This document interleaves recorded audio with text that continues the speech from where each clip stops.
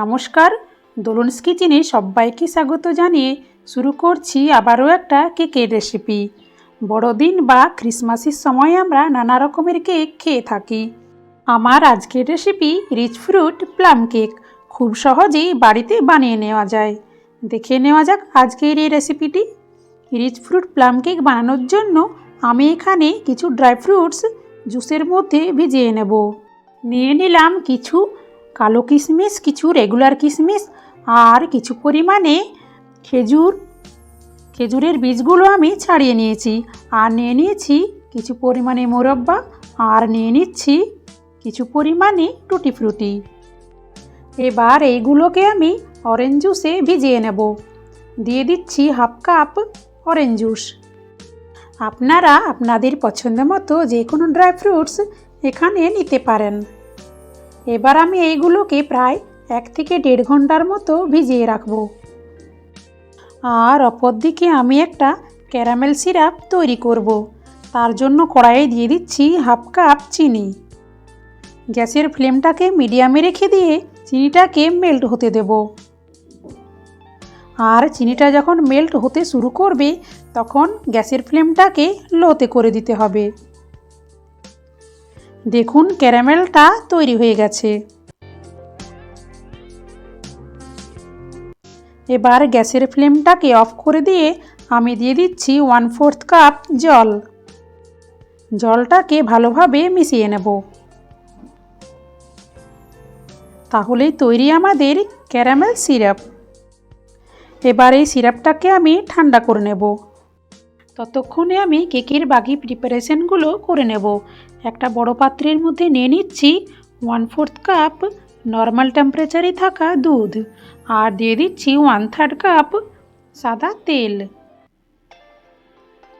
তারপর আমি দিয়ে দিচ্ছি 1 টিস্পুন ভ্যানিলা এসেন্স, আর হাফ কাপ দিয়ে দিলাম গুঁড়ো চিনি। সবগুলোকে একসাথে ভালোভাবে মিশিয়ে নিতে হবে।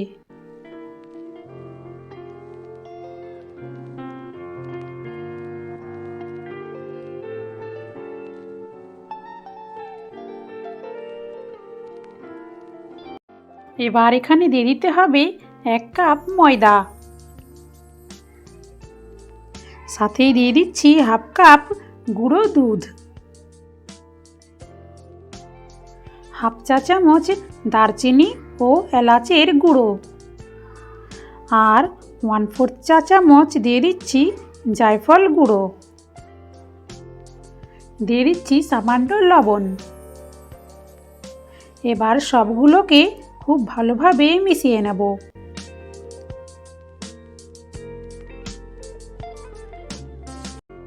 মেশানো হয়ে গেলে এবার আমি ক্যারামেল সিরাপটা দিয়ে দিচ্ছি।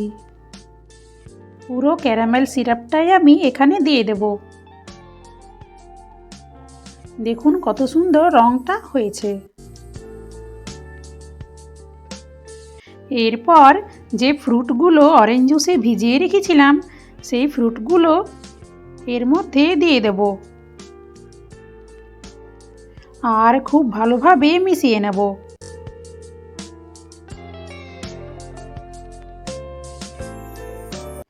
এখানে আমি কিছু কাজু আর কাঠবাদাম কেটে রেখেছিলাম, সেইগুলো একসাথে দিয়ে দিচ্ছি।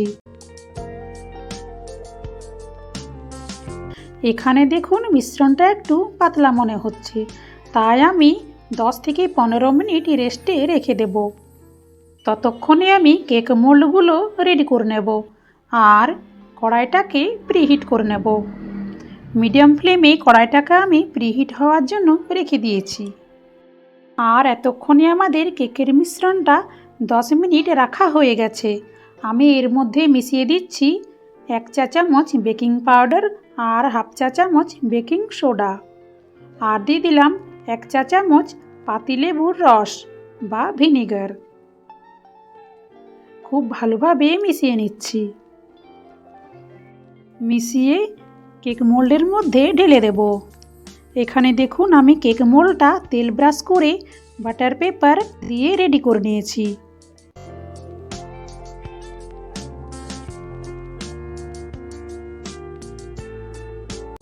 মিশ্রণটা মোল্ডের অর্ধেক পর্যন্ত দিয়ে দিতে হবে। তারপর এভাবে একটু অ্যাডজাস্ট করে নিতে হবে। এবার প্রিহিট করে নেওয়া কড়াইয়ের মধ্যে কেক মোল্ডটা রেখে দেব আর ঢাকনাটা বন্ধ করে দিয়ে ঢাকনার মধ্যে যে একটা ছিদ্র আছে সেটাও আমি একটা কাগজের টুকরো দিয়ে আটকে দেব, যেন ভেতরের হিটটা বাইরে না বেরোতে পারে।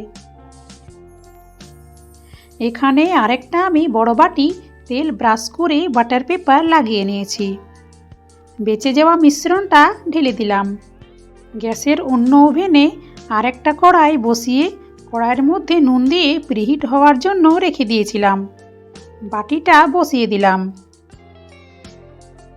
আর ঢাকনাটা বন্ধ করে দেব। প্রায় 55 মিনিট থেকে 1 ঘন্টা লো ফ্লেমে এইগুলোকে বেক করে নিতে হবে।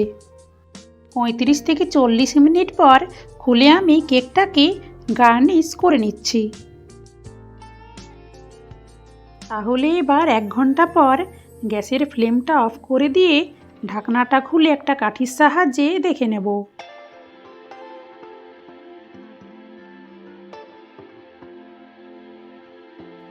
দেখুন কাঠির গায়ে একটুও ব্যাটার লেগে নেই, তার মানে আমাদের কেকটা একদম রেডি।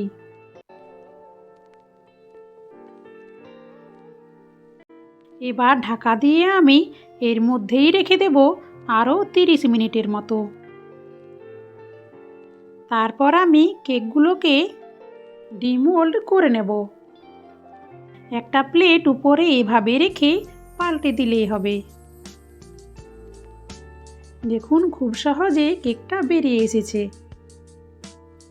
এবার আমি বাটার পেপারগুলো খুলে নিচ্ছি।